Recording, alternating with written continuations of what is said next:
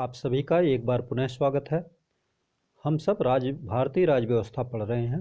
तो आज का जो हमारा टॉपिक होगा वह है संघ एवं इसका क्षेत्र, यूनियन एंड इट्स टेरिटरीज, और इस टॉपिक को आज हम पढ़ेंगे। तो आइए आगे चलते हैं। अब देखिए, जो यूनियन एंड इट्स टेरिटरीज का भाग है या टॉपिक है, इसमें जो संविधान में लिखा हुआ है उसमें उल्लेख है कि यह जो टॉपिक है यह संविधान के भाग 1 में इसका उल्लेख किया गया है और अनुच्छेद 1 से 4 में संघ एवं उसके क्षेत्र का वर्णन किया गया है। ठीक है, अनुच्छेद 1 में क्या लिखा गया है तो इसको देखते हैं।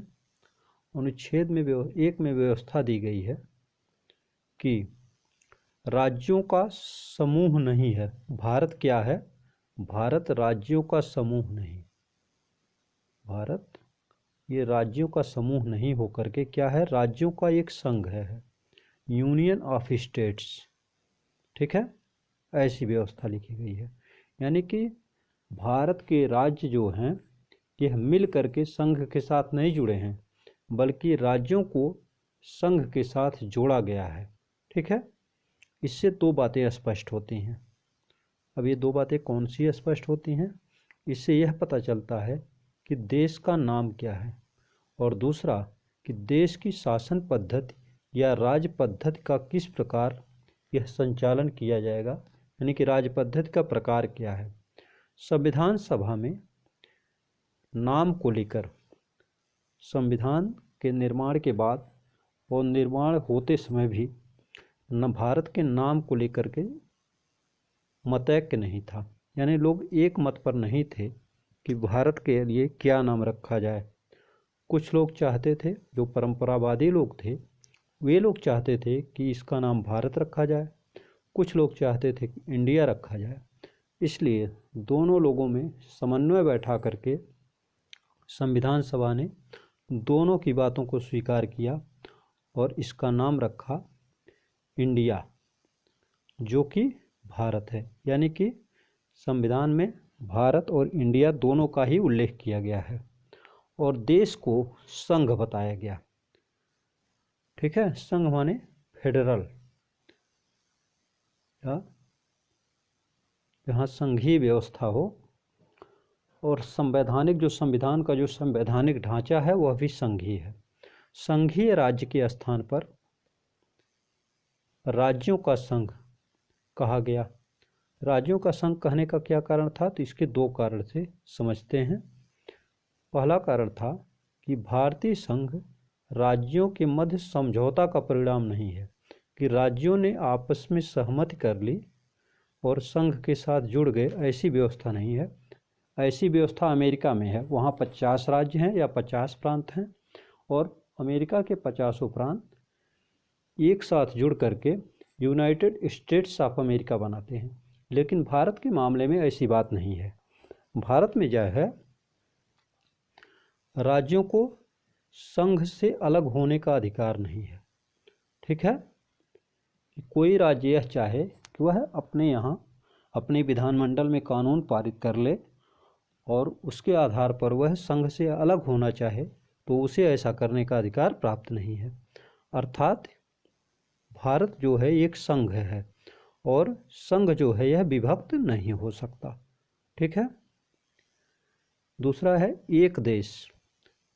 एक देश, देश क्या है? भारत, और प्रशासनिक सुविधा हेतु राज्यों में बटा हुआ है। जैसे एक यहाँ पर मान लीजिए सेंटर है, भारत सेंटर में है और यहाँ पर इसको कई भागों में बांट दिया गया है, जिससे प्रशासनिक सुविधा हो। वहाँ पर प्रशासनिक मशीनरी को कार्यों का आवंटन किया जाए और उसके आधार पर देश की शासन व्यवस्था का संचालन किया जाए। इसके लिए ऐसी व्यवस्था बनाई गई है। अनुच्छेद 1 के अनुसार अब देखते हैं, जो 1 से 4 तक संघ एवं उसके क्षेत्रों का विभाजन किया गया है। तो 1 से 4 के अनुच्छेदों में उनके लिए क्या क्या व्यवस्था, क्या क्या प्राविधान किए गए हैं, आइए उसको समझते हैं। अनुच्छेद 1 के अनुसार भारतीय क्षेत्र की 3 श्रेणी बनी हुई है। पहला है राज्यों के क्षेत्र, दूसरा संघ क्षेत्र और दूसरा ऐसे क्षेत्र जिन्हें किसी भी समय भारत सरकार द्वारा अधिग्रहित किया जा सकता हो। यानी कि एक तो राज्यों के क्षेत्र, दूसरा संघ क्षेत्र, और फिर ऐसे क्षेत्र जिन्हें किसी भी समय भारत सरकार द्वारा अधिग्रहित किया जा सकता हो, यानी ऑक्युपाई किया जा सकता हो। ठीक है, आइए और आगे चलते हैं। भारत के क्षेत्र एवं भारत का संघ, इसको हम समझें तो भारत के क्षेत्र, यहाँ देखिए दो टर्म यूज किए गए हैं, एक है भारत के क्षेत्र और एक है भारत का संघ। तो भारत का जो संघ है यह थोड़ी संकीर्ण विचारधारा है, और जो भारत के क्षेत्र हैं यह व्यापक विचारधारा। भारत के क्षेत्र, पहले हम भारत का संघ समझ लेते हैं। तो संघ में, भारत का संघ जो है, जितने राज्य हैं उतने राज्यों को मिला करके भारत का संघ बनता है। और भारत के क्षेत्र में क्या शामिल है, तो राज्य, इसमें राज्य शामिल हैं, संघ शासित क्षेत्र शामिल हैं, और वे क्षेत्र जो भविष्य में अधिग्रहित किए जा सकते हैं। यानी अभी जो भारत का हिस्सा नहीं है, लेकिन अगर चाहे भारत कहीं से उपहार के रूप में प्राप्त करके, कहीं से लीज के रूप में प्राप्त करके किसी पड़ोसी देश को युद्ध में हरा करके उसकी सीमा का अधिग्रहण कर सकता है, तो वह क्षेत्र भी भारत के क्षेत्र कहे जाएंगे। लेकिन जो भारत का संघ टर्म है, इसमें केवल राज्य शामिल हैं। ठीक है, अब भारत एक संप्रभु राज्य है। संप्रभु राज्य होता है कि वह अपने मामलों में निर्णय लेने के लिए स्वतंत्र होता है। उसके निर्णय पर किसी अन्य देश का, चाहे वो सशक्त हो या कमज़ोर हो, उसकी मतलब विचारधारा का उस देश के निर्णय पर कोई प्रभाव नहीं पड़ता। अंतर्राष्ट्रीय कानूनों के तहत विदेशी क्षेत्र के अधिग्रहण का भी भारत को अधिकार है। और ये अधिग्रहण किस प्रकार से भारत कर सकता है, देखते हैं। पहला है संधि के द्वारा, खरीद करके, उपहार में प्राप्त करके, लीज में प्राप्त करके, जीत करके। अब देखिए, संविधान लागू होने के बाद अधिग्रहित क्षेत्र, संविधान जब भारत का लागू हो गया उसके बाद भारत ने किन क्षेत्रों का अधिग्रहण किया उसको समझते हैं। तो संविधान के लागू होने के बाद भारत ने दादरा और नागर हवेली, इसका अधिग्रहण किया। गोवा का अधिग्रहण किया। गोवा पर पहले पुर्तगालियों का कब्जा था। दमन एवं दीव का अधिग्रहण किया, पुडुचेरी का अधिग्रहण किया और सिक्किम का अधिग्रहण किया। इन क्षेत्रों का भारत ने अधिग्रहण संविधान के लागू होने के बाद किया। अनुच्छेद 2 में देखिए क्या व्यवस्था है। अनुच्छेद 2 में व्यवस्था है कि संसद को नए राज्यों को संघ में प्रवेश या स्थापना की शक्ति, यानी संसद कानून बना करके नए राज्यों का भारत में प्रवेश, भारत संघ में प्रवेश करा सकती है या उनको नए राज्यों की स्थापना कर सकती है। और इसमें 2 शक्तियां हैं। कौन कौन सी शक्ति है? नए राज्यों को भारत संघ में शामिल करे या नए राज्यों के गठन की शक्ति, नए राज्य बना ले। ठीक है, अब लेकिन इसकी एक अलग विशेषता है, उसको भी समझना है। अनुच्छेद 2 उन राज्यों को शामिल किया जाएगा भारतीय क्षेत्र में जो भारतीय संघ के भाग नहीं हैं और उनके प्रवेश एवं गठन से संबंधित है। अनुच्छेद 2 जो है उन राज्यों से संबंधित या उन क्षेत्रों से संबंधित है जो वर्तमान में भारतीय संघ के भाग नहीं है। ठीक है, उनको उनका भारतीय संघ में प्रवेश कराया जा सकता है या उनका गठन करके फिर उसके बाद भारतीय संघ में उनका प्रवेश कराया जा सकता है। अब हम अनुच्छेद 3 देखेंगे। अनुच्छेद 3 में भारत संघ के अंतर्गत नए राज्यों के निर्माण, जैसे भारत संघ है, इसमें मान लीजिए कि 15 राज्य हैं, तो इन 15 राज्यों में से किसी की सीमा को छोटा करके, किसी की सीमा को बढ़ा करके नए राज्य का निर्माण किया जाना है एवं वर्तमान राज्यों में परिवर्तन से संबंधित है। जैसे जब भारत संघ के अंतर्गत आप परिवर्तन करेंगे, नए राज्य बनाएंगे, या तो इनकी सीमा छोटी करेंगे या तो इनकी सीमा बड़ी करेंगे। बड़ी करेंगे तो राज्यों की संख्या कम हो सकती है, जैसे 2 छोटे राज्यों को मिला करके एक राज्य बना लिया जाए, या एक बड़े राज्य को 2 छोटे राज्यों में बांट दिया जाए। तो वर्तमान राज्यों में ही परिवर्तन होना है, और उन्हीं में होना है जो पहले से भारतीय संघ के अंतर्गत आते हैं। अनुच्छेद 3 से संसद को निम्नलिखित शक्ति प्राप्त होती है। कौन कौन सी शक्ति है? मिलाकर या अलग कर नए राज्य का निर्माण, जैसे 2 छोटे राज्य मिला लिया और एक नया राज्य बन गया, या एक बड़ा राज्य इसको बांट करके 2 छोटे राज्य बना लिया। तो मिलाकर या अलग कर नए राज्य का निर्माण, या राज्य के क्षेत्र में वृद्धि करके। ठीक है। और क्या प्रावधान है? राज्य के क्षेत्र में कमी करके भी किया जा सकता है। तो जब हम अलग करेंगे तो क्षेत्र में कमी होगी, या मिलाएंगे तो क्षेत्र में वृद्धि हो जाएगी। राज्य की सीमा में परिवर्तन, अगर राज्य जैसे उत्तर प्रदेश में देखिए, पहले उत्तराखंड भी बटा हुआ था, अभी उत्तराखंड वाला हिस्सा निकल गया तो उत्तर प्रदेश के सीमा में परिवर्तन हो गया और उसके क्षेत्र में भी कमी हो गई।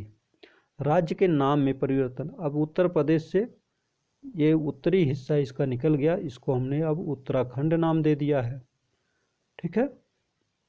और राज्य के नाम में परिवर्तन, उपरोक्तानुसार परिवर्तन हेतु 2 शर्तें हैं। राज्यों की सीमा में या राज्यों के नाम में परिवर्तन करने के लिए 2 शर्तें हैं। क्या हैं? परिवर्तन संबंधी अध्यादेश, राष्ट्रपति की पूर्व मंजूरी, यानी पहले से राष्ट्रपति की मंजूरी लेनी पड़ती है और मंजूरी के बाद ही संसद में पेश किया जा सकता है। ठीक है। दूसरा प्रावधान क्या है? संस्तुति से पूर्व राष्ट्रपति अध्यादेश को संबंधित राज्य के विधानमंडल का मत जानने के लिए भेजता है। जैसे कि मान लीजिए कि अभी 2014 में आंध्र प्रदेश का बंटवारा हुआ और तेलंगाना बनाया गया, तो तेलंगाना को बनाने के लिए राष्ट्रपति ने आंध्र प्रदेश के विधानमंडल को यह प्रस्ताव भेजा होगा और उस प्रस्ताव पर आंध्र प्रदेश विधानमंडल का मत प्राप्त करके तब तेलंगाना राज्य का निर्माण किया गया।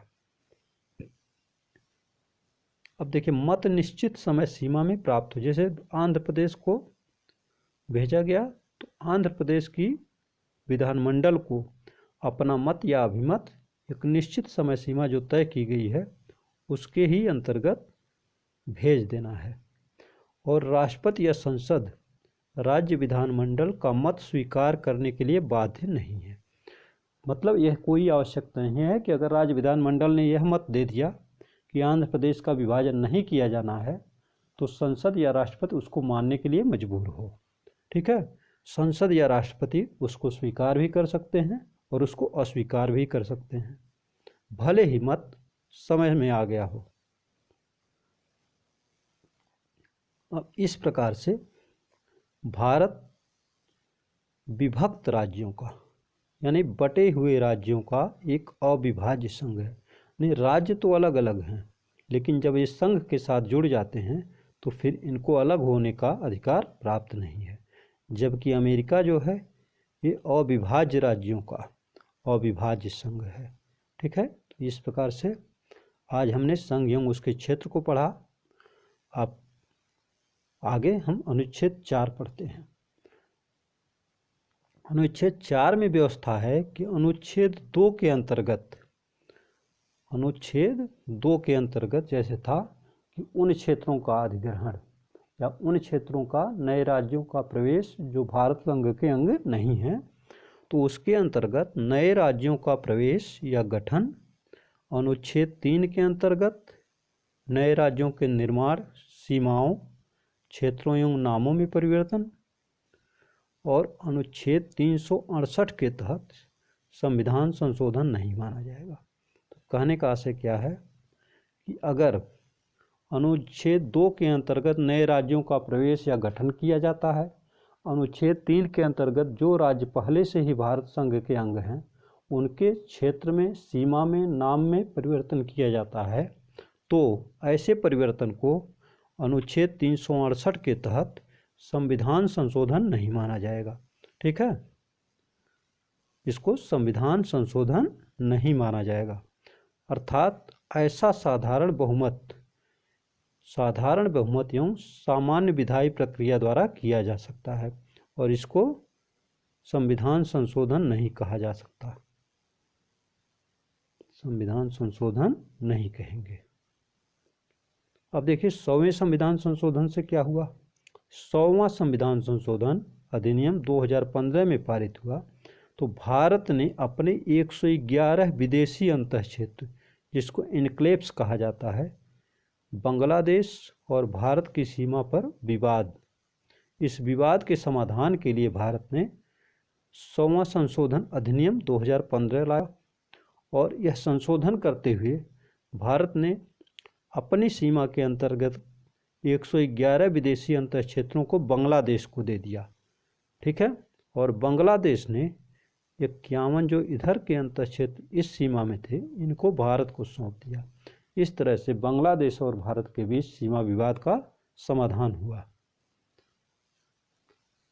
तो आशा ही नहीं, पूर्ण विश्वास है आपने चैनल को लाइक, शेयर, सब्सक्राइब किया होगा, और अगर न किया हो तो सब्सक्राइब करके बेल आइकन दबाना बिल्कुल न भूलें। आपका दिन शुभ हो। धन्यवाद।